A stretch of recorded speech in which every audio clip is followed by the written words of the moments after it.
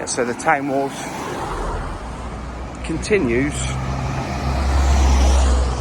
all the way along here to this monstrosity, Telecom House. I mean, it's familiar to anyone who knows in Shrewsbury, Telecom House. You know, you've seen it for years. It's always been there for me. But it's not the best looking. I suppose it could be worse. And you've got this development, probably built 25 years ago. Yeah, nice, it's established well.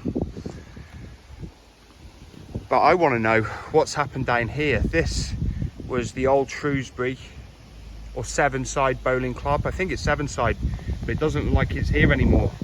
And there was talk about the membership falling, and it looks like it's absolutely fell off a cliff. We'll go down and have an investigate, I think.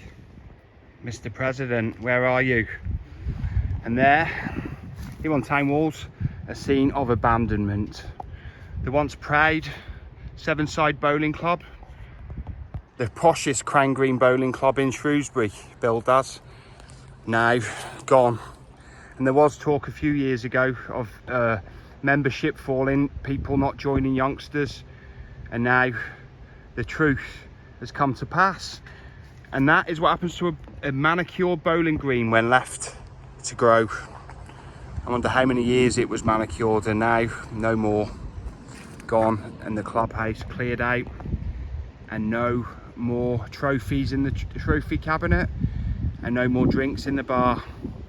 Severnside Bowling Club, RIP Shrewsbury, town walls.